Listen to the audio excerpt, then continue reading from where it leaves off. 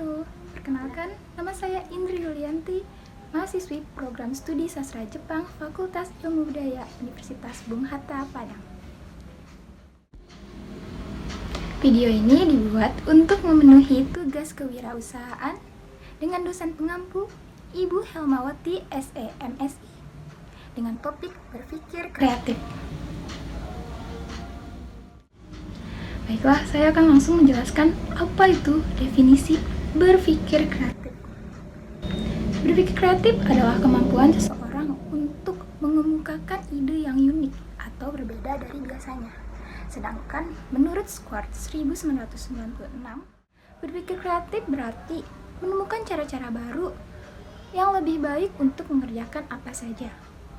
Sedangkan pendapat Khairy Ihsan dan Yusrizal 2019, berpikir kreatif diartikan sebagai faktor penting dalam perkembangan ilmu pengetahuan, teknologi, dan interaksi dalam kegiatan sosial. Berpikir kreatif sering disebut juga kreativitas.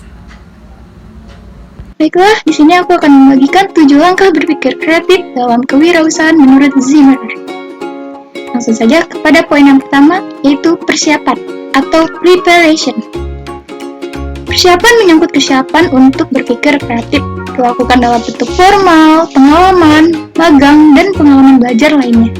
Zimmerer mengemukakan 7 langkah untuk memperbaiki pikiran kita agar dapat berpikir kreatif, yaitu: pertama, hindari sikap untuk tidak belajar.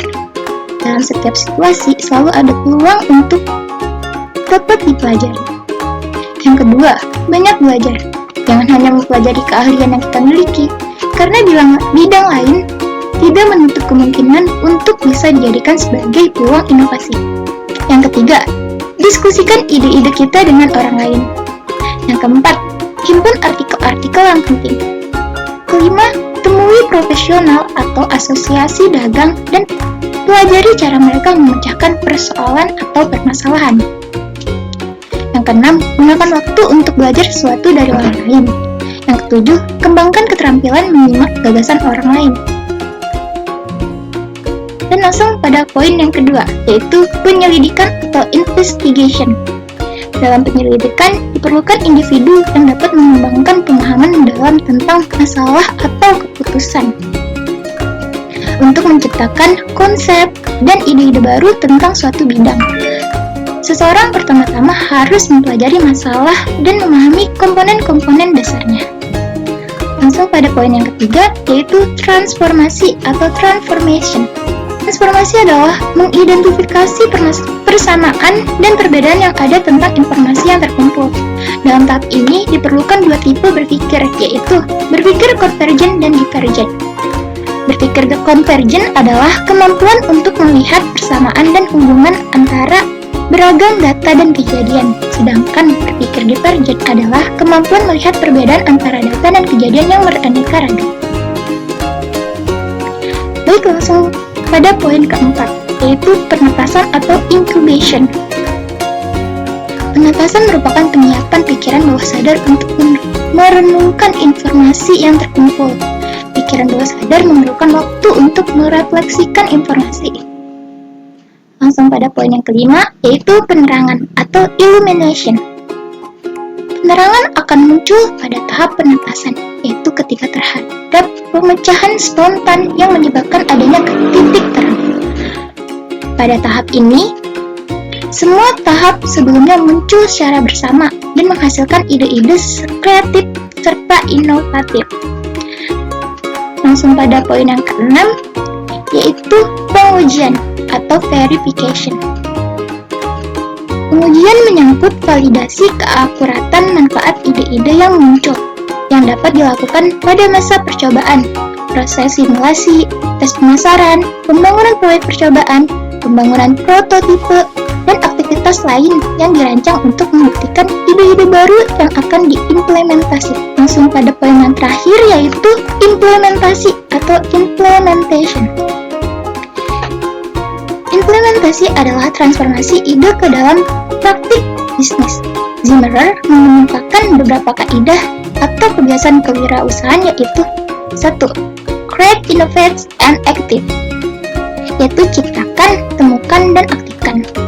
Wirausaha selalu memimpikan ide-ide baru dan bertanya apa mungkin atau mengapa tidak, dan menggunakan inovasinya dalam kegiatan praktis. Yang kedua, always be on the lookout for the new opportunities, yaitu selalu mencari peluang baru. Wirausaha harus selalu mencari peluang atau menemukan cara baru untuk menciptakan peluang. Yang ketiga, keep it simple, yaitu berpikir sederhana. Wirausaha selalu menerapkan umpan balik dengan mungkin dan berusaha dengan cara yang tidak rumit. Yang keempat, try it, fix it, do it, yaitu selalu mencoba, memperbaiki, dan melakukannya.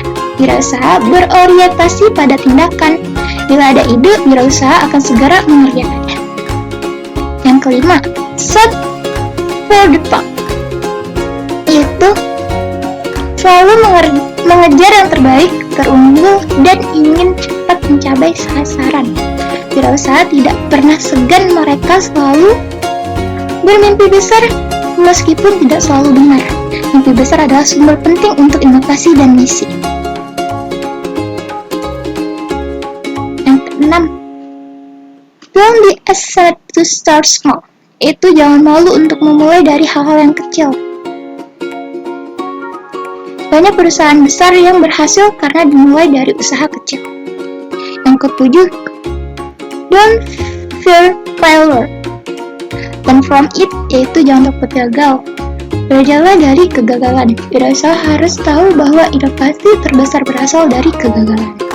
Yang kedelapan, never give up, yaitu tidak pernah menyerah atau berhenti, karena wirausaha bukan orang yang mudah menyerah. Dan yang terakhir atau yang kesembilan adalah go for it, yaitu berusaha untuk terus mengejar apa yang diinginkan orang. Yang pantang menyerah, selalu mengejar apa yang belum tercapainya. Sekian, itulah 7 langkah cara berpikir kreatif dalam kewirausahaan menurut Siegfried.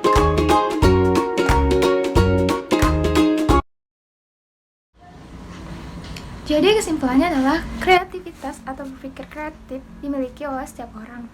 Hanya saja setiap orang harus dilatih dan dibiasakan untuk berpikir kreatif. Sekian yang dapat saya sampaikan.